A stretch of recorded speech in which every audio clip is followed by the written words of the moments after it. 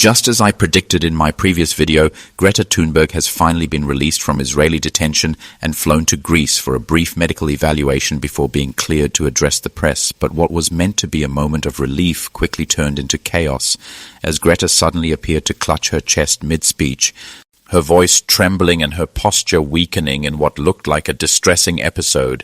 She looked visibly frail, her frame thinner, her tone subdued, and every word seemed to carry the exhaustion of what she endured behind bars.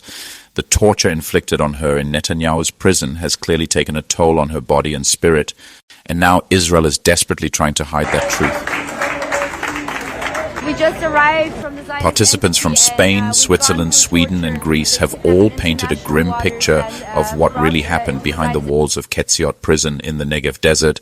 They speak of constant beatings, blindfolds that stayed on for days, verbal insults hurled with cruelty, and nights of sleep deprivation designed to break them down. Many say they were denied water, food and even life-saving medication, and that Israeli soldiers used intimidation tactics involving dogs and psychological abuse.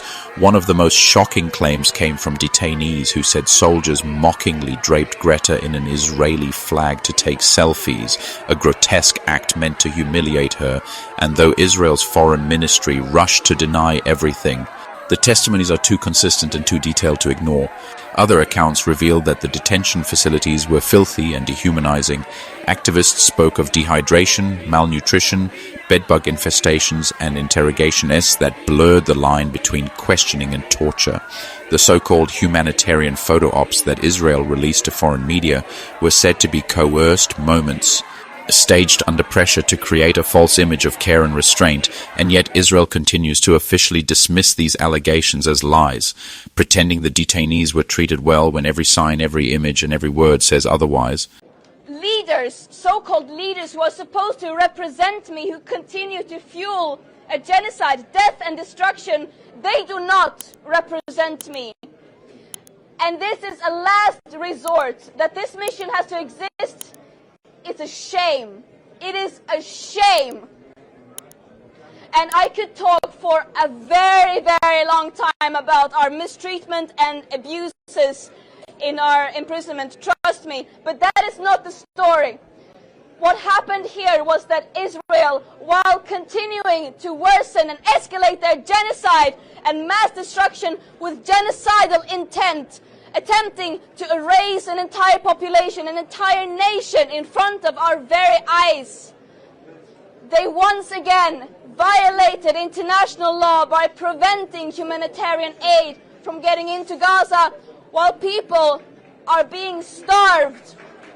And we want to also emphasize that we do not only need humanitarian aid to enter Gaza, we need an end to the siege, we need an end to the occupation and the oppression. This action was challenging our extremely violent business as usual that is preventing these war crimes from happening. And that is what this story is about. We cannot take our eyes away from Gaza, from all the places of the world that are suffering, living on the forefronts of this business as usual systems. Congo, Sudan, Afghanistan, Gaza, and many, many more. What we are doing is the bare minimum.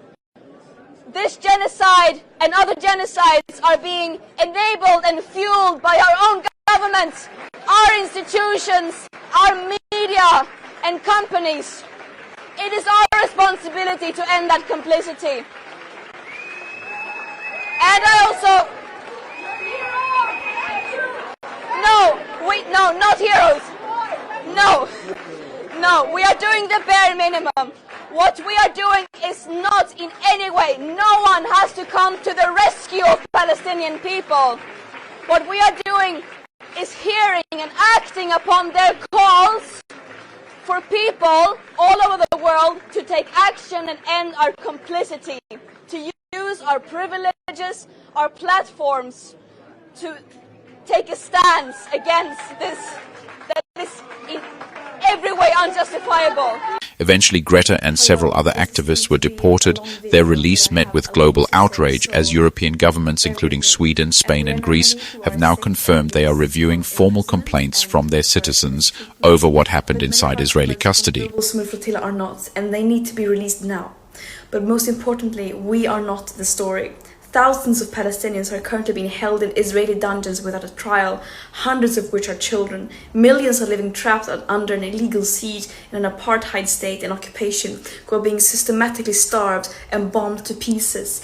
Basic societal infrastructure is being targeted and destroyed, and Palestinians are being systematically deprived of their very, very basic rights and means to survive, such as producing their own food, controlling their own territorial waters, and children being able to go to school. And the whole world knows that this did not start on October the 7th, 2023. And these Israeli war crimes have happened with impunity and with help and legitimizations from our governments, institutions, and media. And this is the story here that people should be focusing on. Do not let me and other volunteers on the flotilla be a distraction. And the global Sumud Flotilla is about solidarity with Palestinians, international solidarity. And what Israel did was mainly not to illegally abduct us in international waters and abuse us in prison, but it was that it stopped a humanitarian mission and violating international law by preventing humanitarian aid from entering Gaza, a population that are being systematically starved by Israel. And this is a blatant violation of international humanitarian and maritime law. And I also want to make it very clear that our imprisonment by Israel is a direct result of our governments. They keep talking about the importance of upholding human rights and international law and to get aid into Gaza. And then when we do their job, trying to do just that while being completely peaceful and abiding by international law, they fail to ensure our safety. And this mission should not have to exist. It is a last resort when all means fall short and when those in power fail to step up and do the bare minimum. States have a legal obligation to end their complicity in genocide, which the UN Commission now also has confirmed that it is. And this current lack of willingness to do so is a crime against humanity. Israel does not have immunity from international law, even though it might seem like it from their genocidal propaganda. No human being is worth more than any other, and that also applies to Israelis. It's absurd that this even has to be said. And just to have it said once again, of course we are not running errands for Hamas, nor are we terrorists. Israel think they can get away with only recycling their old arguments and smear campaigns to justify their atrocities without addressing the evidence of them committing a genocide. But the world sees through their desperate lies. Terrorism is defined as the calculated act of using violence. This moment at the press conference, Greta visibly struggling to breathe and fight through her pain, symbolizes not just the brutality of her ordeal, but the hypocrisy of a regime that claims moral high ground while torturing young activists for standing with Gaza. And to make sure this truth isn't buried by YouTube's algorithm, leave a like on this video right now and subscribe if you haven't already. That's how you make sure they can't silence the story any longer.